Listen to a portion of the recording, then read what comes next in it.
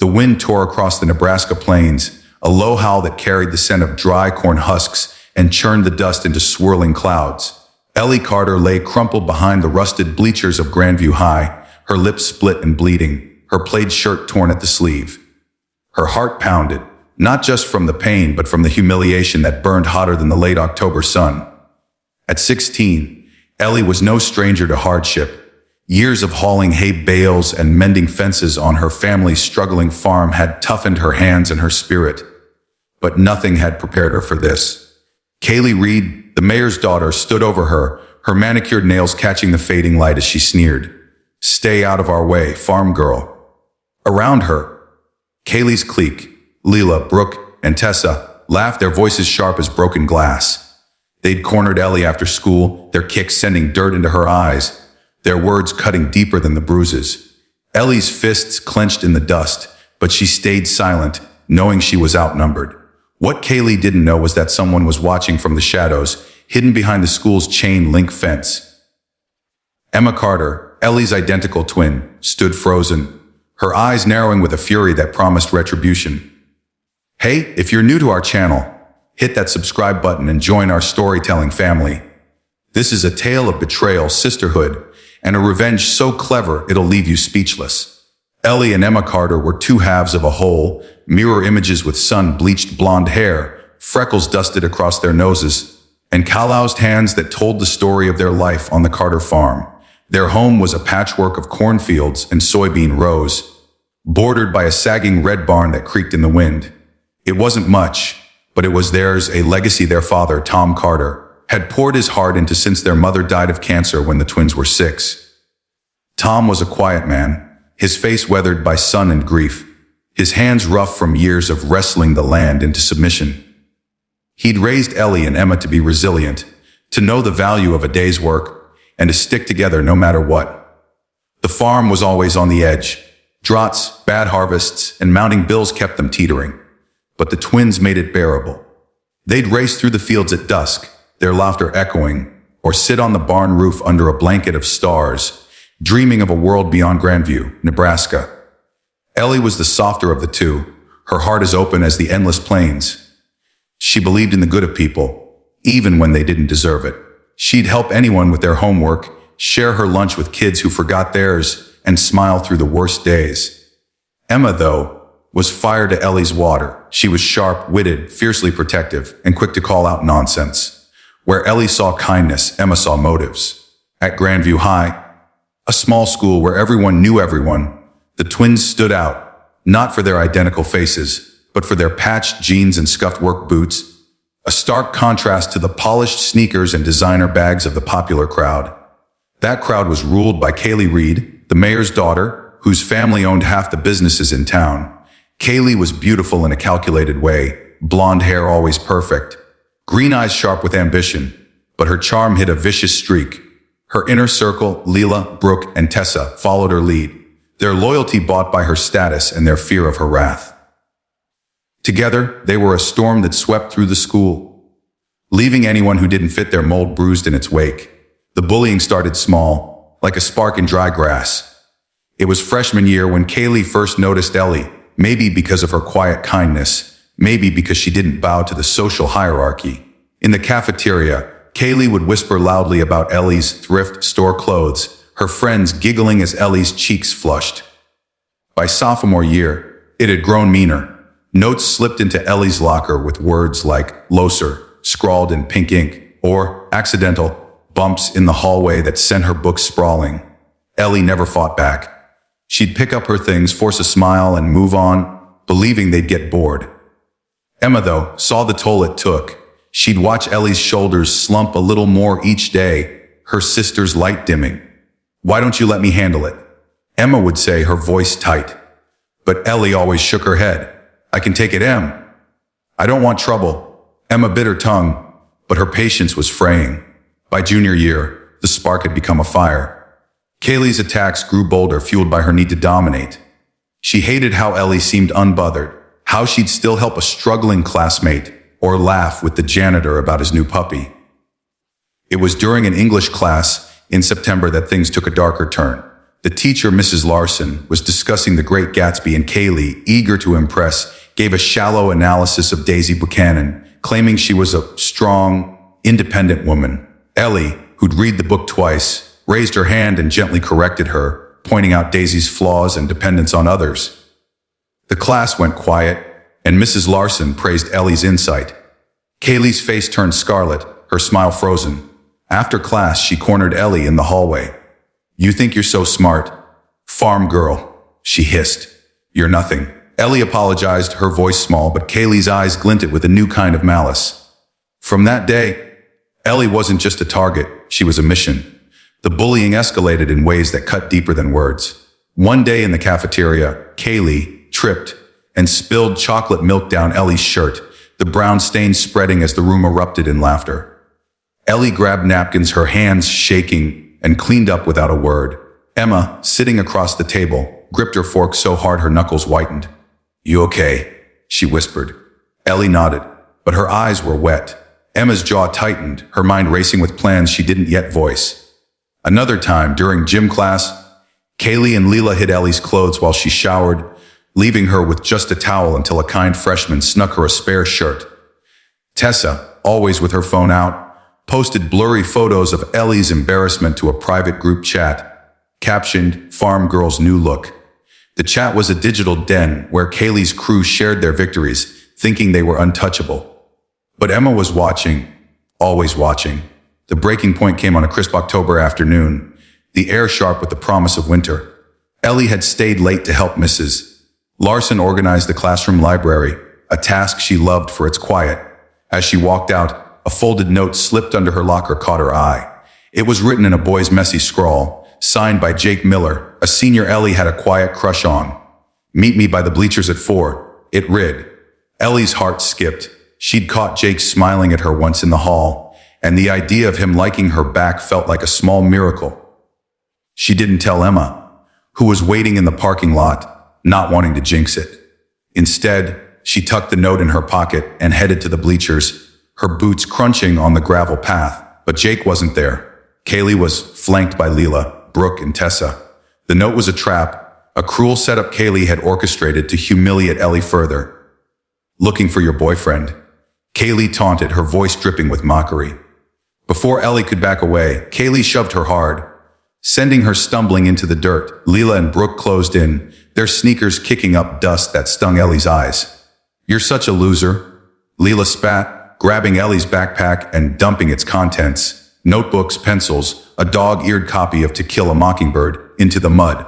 Tessa held up her phone, recording, her giggles mixing with Kaylee's laughter. "If this is going viral, farm girl," she said. Ellie tried to stand, but Kaylee pushed her down again, her knee catching Ellie's lip, drawing blood. "Stay out of our way," Kaylee said, her voice cold. "Or next time's worse." They left her there, their laughter fading into the wind as Ellie curled up, tears mixing with the dirt on her face. Emma saw it all. She'd been waiting in the parking lot, annoyed that Ellie was late, when she spotted her sister heading toward the bleachers. Something about the way Ellie walked, hesitant, hopeful, made Emma follow at a distance. She stayed behind the fence, out of sight, as Kaylee's crew ambushed her sister. Her heart pounded, rage and helplessness warring inside her. She wanted to run in, to swing at Kaylee until she begged for mercy, but she knew 4 against 1 was a losing fight. Instead, she watched, memorizing every detail, the way Kaylee's smirk twisted, the way Tessa's phone glinted, the way Ellie's shoulders shook as she ran off. Emma's hands trembled, not with fear, but with a cold, calculating fury. She slipped away unnoticed, her mind already spinning a plan. Kaylee had crossed a line, and Emma was done playing nice. That night, in the cramped bedroom the twins shared, Ellie sat on her bed, her lips swollen, her eyes red. The room smelled of old wood and lavender from a candle their mother had loved. Emma knelt beside her, dabbing antiseptic on the cut. "Why didn't you tell me about the note?" Emma asked, her voice soft but edged with frustration. Ellie looked away, her fingers twisting the hem of her shirt. "I thought maybe Jake really liked me. I was stupid." Emma's chest tightened. "You're not stupid. They're monsters." Ellie shook her head. "I just wanted to stop Em. I don't want you getting hurt too." Emma's eyes burned, but she forced a smile. No one's hurting us anymore. I promise. Ellie frowned, sensing something in her sister's tone, but Emma changed the subject, tucking her in like they were kids again. As Ellie drifted to sleep, Emma sat at their shared desk, her laptop glowing in the dark. She wasn't sleeping tonight. Emma had always been the planner, the one who fixed things when the world broke them. Last summer, a neighbor had paid for her to attend a coding camp in Lincoln, a rare chance to escape the farm's grind. She'd learned to hack basic systems, write scripts, and navigate digital backdoors, skills she'd used to fix the farm's ancient computer or track down parts for their broken tractor online. Now, those skills were her weapon. She'd been collecting evidence for weeks, ever since the milk incident. Using a burner account, she joined Kaylee's private group chat, posing as a freshman desperate for their approval. They'd let her in, too arrogant to suspect. Emma had screenshots of their messages, cruel jokes about Ellie, plans to embarrass her, even a thread joking about teaching her a lesson. Tess's videos were the jackpot, stored carelessly in a cloud account with a weak password. Emma spent hours that night downloading them, her fingers flying across the keys. The bleacher video was the worst, Ellie's fear captured in grainy detail, but there were others. Clips of Kaylee mocking a teacher, Leela stealing from a classmate's bag, Brooke spreading rumors in the locker room. It was a digital diary of their cruelty. By dawn, Emma had a plan. She stood in their bedroom, staring at the mirror where she and Ellie looked so alike. Same hazel eyes, same freckles, same stubborn chin. Most people couldn't tell them apart unless they caught Ellie's soft smile or Emma's sharp one. That was her edge. Stay home today, she told Ellie over breakfast, her voice firm. Ellie, still shaken, frowned. What are you gonna do, Em? Emma squeezed her hand. Trust me, okay? I'm just gonna school for you. Ellie's eyes widened, but she was too tired to argue. She nodded, curling up on the couch with a book. Tom, their dad, was already out in the fields, oblivious to the storm brewing. Emma grabbed Ellie's plaid shirt, tied her hair back exactly like her sister's, and headed to school, her heart a mix of fear and resolve. At Grandview High, Emma walked the halls as Ellie, her head down, her steps hesitant. She mimicked her sister's quiet demeanor, but inside she was a coiled spring. In the cafeteria at lunch, she sat alone, picking at a sandwich, waiting. Kaylee didn't disappoint. She sauntered over, Leela and Brooke in tow, Tessa trailing with her phone ready. The room hushed, sensing drama. Back for more, loser, Kaylee said, her voice loud enough for everyone to hear. Emma looked up, channeling Ellie's wide-eyed vulnerability, but her voice carried a subtle edge. I just want to be left alone, Kaylee. Kaylee smirked, leaning in. Then maybe you shouldn't exist. The words hung in the air, and Emma let a single tear roll down her cheek, perfect for the crowd now sneaking glances. Kaylee, emboldened, grabbed Emma's tray and dumped it on the floor. Apple slices, a carton of milk, a sandwich scattering across the tiles. Oops, she said, laughing. Emma stood, trembling just enough to sell it, and ran out, her boots echoing in the silent cafeteria. But Emma didn't go far. She slipped into the bathroom, changed into her own clothes, jeans, a black hoodie, and pulled out her phone. She'd recorded the whole scene, her phone hidden in Ellie's backpack. It was the final piece. That afternoon, in the school library, she edited her montage. The video opened with a black screen, white text fading in. This is who they really are. Then, clip after clip, Kaylee's taunts, Leela's sneers, Brooke's laughter, Tessa's videos, all set to a haunting piano track Emma found online. The bleacher footage was the centerpiece, Ellie's fall playing in slow motion, her fear palpable. Emma's voice narrated, calm but cutting. They think they're untouchable. They think no one's watching, they're wrong. The video ended with a call to action. Bullies thrive in silence. Speak up. By last period, Emma uploaded the video to a burner account and shared it to the school's social media groups, tagging every student she could. It spread like wildfire. Phones buzzed in classrooms, halls whispered with shock. Kaylee was in history class when she saw it, her face draining of color as her own voice echoed from a classmate's phone. Stay out of our way, farm girl. Leela tried to delete the post, but it was too late. Screenshots were everywhere. Tessa's phone was confiscated by a teacher, her cloud account exposed. Brooke burst into tears, claiming she was just joking. By the final bell, the principal called an emergency assembly. The video played on the auditorium screen, the room silent except for gasps. Kaylee sat in the back, her head down, as parents and students stared. The fallout was swift. Kaylee, Leela, Brooke, and Tessa were suspended. Their parents called in for a meeting with the school board. The video hit the local news that night, a grainy still of Kaylee's smirk plastered across the screen. Grandview's mayor, Kaylee's father, issued a public apology, but the damage was done. His re-election campaign faltered as the town turned on him, angry at his daughter's cruelty and his apparent blindness to it. By spring, the Reeds moved to Omaha. Kaylee's social media accounts deleted, her name a cautionary tale. Leela's family sent her to a private school. Brooke became a ghost in the halls, and Tessa's college applications were rejected after the scandal surfaced. The Carter farm, though stayed the same, still struggling, still home. Ellie returned to school a week later, her lip healed but her heart still tender. Emma walked beside her, their hands brushing as they navigated the halls. Whispers followed, not of mockery, but of respect. Ellie found notes in her locker now. Thank yous from kids who'd been bullied too, who felt braver because of her.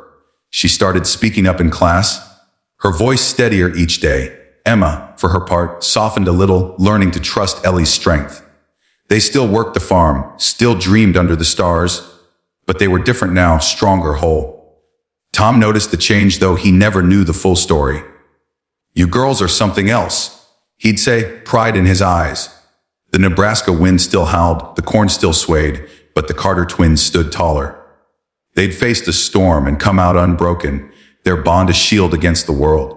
And in Grandview, a small town that had seen its share of secrets, their story became legend, not for revenge, but for the courage to fight back. Wow, what a ride, right? From a brutal ambush to a takedown that shook a town,